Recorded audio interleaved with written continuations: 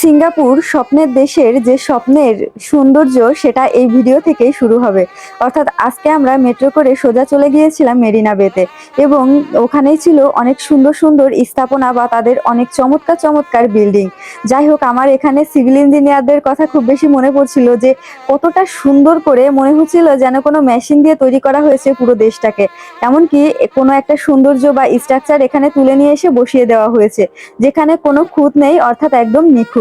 তো সবকিছু দেখার জন্য আমরা বেরিয়ে পড়েছিলাম সকাল সকাল একদম রেডি হয়ে। হোটেলে ব্যাগপত্র রেখেই আমরা একটুও রেস্ট নিইনি, জাস্ট ফ্রেশ হয়েছি, তারপরে বের হয়েছি। তো যখন আমরা যাচ্ছিলাম মেরিনা বের দিকে, আমরা হেঁটে হেঁটেই অনেকটা রাস্তা গিয়েছি, প্রায় কয়েক কিলোমিটার।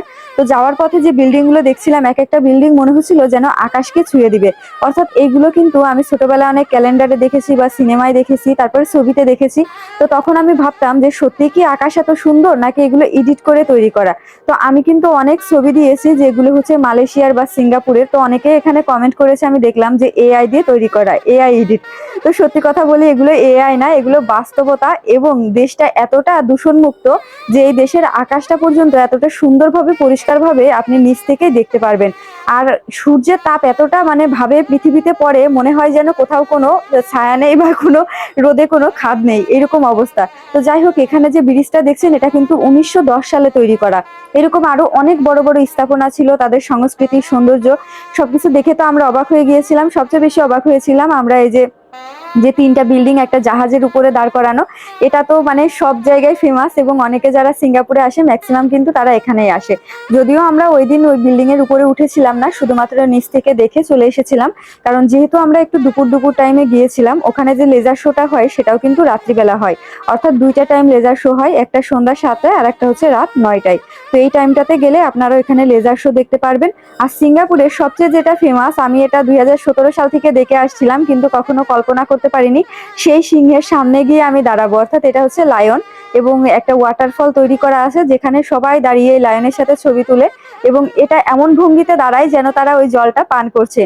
তো এরকম কিন্তু স্টাইলটা এখানে আমি দেখলাম। যত ফরেনার বা যত টুরিস্ট আছে, চাইনিজ, ব্রিটিশ, আমেরিকান বা বিভিন্ন দেশ থেকে যারা এসেছে, প্রত্যেকে একটাই স্টাইল করছে এবং একইভাবে ছবি তুলছে। এমনকি আমি বিগত যতগুলো দেখেছি সব একই রকম। তো আপনারা যা ভিডিওতে দেখছেন, বাস্তবে দেশটা আরো বেশি সুন্দর। অর্থাৎ আমরা দু চোখে যেটা দেখে এসেছি সেটা হয়তো বা আপনাদেরকে ভিডিওর মাধ্যমে পুরোপুরি তুলে ধরতে পারছি না, তারপরেও যতটুকু পারছি আপনাদেরকে দেখানোর চেষ্টা করছি। আর এই যে যে বিল্ডিংটা, এই বিল্ডিং এর উপরে কিন্তু আরো সুন্দর, এবং এখানে উঠলে সুইমিং পুল আছে, প্লাস অনেক বড় গার্ডেন আছে, এবং আপনি পুরো সিঙ্গাপুর দেশটাকে একবারে দাঁড়িয়ে দেখতে পারবেন। আর এছাড়াও এত বড় বড় বিল্ডিং, যেগুলো মাঝে মাঝে মনে হচ্ছিল যেন প্লেন থেকেও ছোঁয়া যাবে বা আকাশ ভেদ করে আরো উপরে উঠে যাচ্ছে। এখানে একটা এয়ার হুইল আছে, যেটাতে উঠলে আপনার 40 থেকে 45 মিনিট লাগবে। এই যে যেটা দেখা যাচ্ছে, এটাতে করে আপনি যদি ঘুরতে চান তাহলে আস্তে আস্তে একদম ঘুরে এবং পুরো শহরটাকে আপনি ধীরে ধীরে দেখতে পারবেন। অর্থাৎ 40 থেকে 45 মিনিট ধরে আপনি এই শহরটাকে সুন্দর করে দেখতে পারবেন।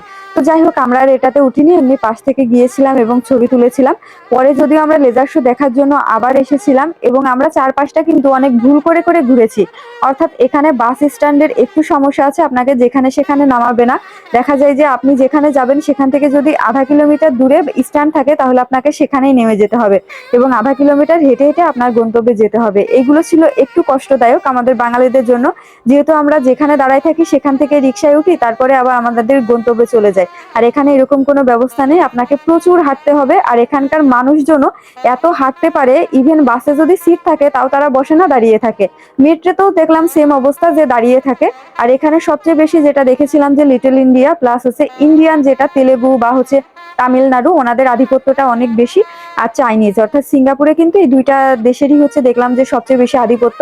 তবে বাজারে গিয়ে সবচেয়ে বেশি অবাক হয়েছিলাম, একটা কলা 150 টাকা দাম, এবং এখানে সবকিছুর এত দাম, বিশেষ করে জলের 300 থেকে 400 টাকা লিটার। তো যাই হোক, পুরো দেশটা দেখে কেমন লাগলো, আরো অনেক কিছু বাকি আছে, আস্তে আস্তে আপনাদেরকে দেখাবো। আর ভিডিওটা ভালো লাগলে অবশ্যই শেয়ার করবেন।